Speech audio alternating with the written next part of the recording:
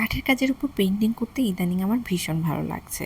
আমার কিছু কাজ আগেই করা ছিল কাঠের, সেই কাঠগুলোর উপরই আমি এখন পেইন্টিং করছি। আজ আমি একটি এলিফ্যান্ট পেইন্টিং করব। হ্যালো এভরিওয়ান, আমি ঋতু। কালার প্যালেট পেজে আপনাদের সবাইকে স্বাগতম। চলুন তাহলে পেইন্টিংটি শুরু করে ফেলি। শুরুতে সাদা একটি কোট ব্যবহার করে নিচ্ছি, তারপর রং বসাচ্ছি। প্রথমে আকাশের রংটি করে নিলাম, তারপর হাতিটির পিছনে থাকা একটি কলা গাছ রয়েছে যার দুটি পাতা দেখা যাচ্ছে। সেই দুটি পাতা একটি অলিভ এবং একটি টিয়া রং ব্যবহার করে নিচ্ছি। এখন চলে যাচ্ছি আমি হাতির কাজের দিকে। যেহেতু এটা একদম রিয়েল না, আমি একটু কালারফুল করতে যাচ্ছি, অ্যাবস্ট্রাক্ট বলা যেতে পারে। সেক্ষেত্রে আমি এখানে হাতির রঙটি রেখেছি কমলা রঙের, এবং হাতির যে কানটি রেখেছি সেটি হলুদ এবং লেজটিও হলুদ রেখেছি। আর চোখের অংশটুকু পরে করব। হাতিটির নিচের অংশটুকুতে একটু ঘাসের মতন রয়েছে, সেটা অলিভ কালার ব্যবহার করছি।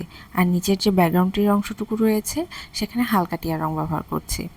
এখন আমি ফিনিশিং টাচগুলো দিচ্ছি, যেখানে যেখানে ফাঁকা রয়েছে বা যেখানে যেখানে এখন পর্যন্ত রং পৌঁছায় নাই সেগুলো আমি করে নিলাম। তারপর চলে যাচ্ছি কলা গাছের দিকে।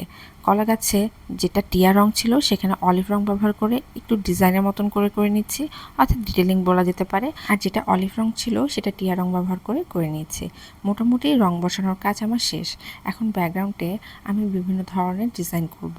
ব্যাকগ্রাউন্ডের যেহেতু একেবারেই ফাঁকা রয়েছে, একটু দেখতে কেমন যেন লাগছে, তাই আমি এখানে হালকা আকাশি রং ব্যবহার করে কিছু ডিজাইনের মতন করে নিচ্ছি।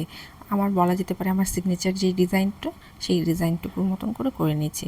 এখানে কিছু মেঘের মতন করে নিচ্ছি, কিছু সূর্যের মতন করে নিয়েছি।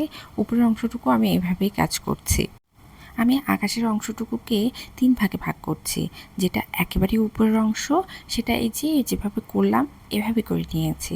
এখন মাঝখানের যে অংশটুকু রয়েছে সেটার আমি বর্ডার লাইনগুলো প্রথমে করে নিলাম, তারপর আড়াআড়িভাবে কিছু দাগ কেটে নিচ্ছি। এখানেও আমি একই রং ব্যবহার করেছি। তারপর নিচে একটু ডিজাইনের মতন করে নিচ্ছি। তারপরের যে ভাগটি রয়েছে সেখানে কিছুটা ঢেউয়ের মতন করে নিচ্ছি। এখন চলে যাচ্ছি হাতিটির দিকে। হাতিটির সুরে আমি দাগ কেটে কেটে কিছু ডিজাইনের মতন করে নিচ্ছি, এবং বডিতেও সেম প্রসেসে কিছু ডিজাইনের মতন করে নিচ্ছি।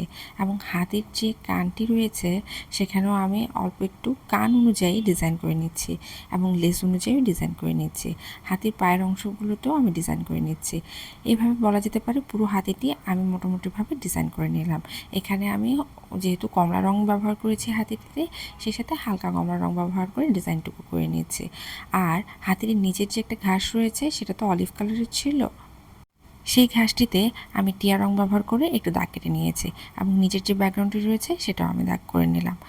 এখন হাতির যে চোখটি রয়েছে সেই চোখটি আমি কালো রং ব্যবহার করেছি, এবং নীল রঙের যে ব্যাকগ্রাউন্ডটিতে আমি ডিজাইন করেছিলাম হালকা আকাশি রং ব্যবহার করে, সেখানে আমি একটু কালো রং ব্যবহার করে ডিজাইনটুকু কমপ্লিট করে নেব। এই তো কাজ আমার শেষ। ভিডিওটি যদি ভালো লেগে থাকে লাইক কমেন্ট শেয়ার করতে ভুলবেন না। ধন্যবাদ।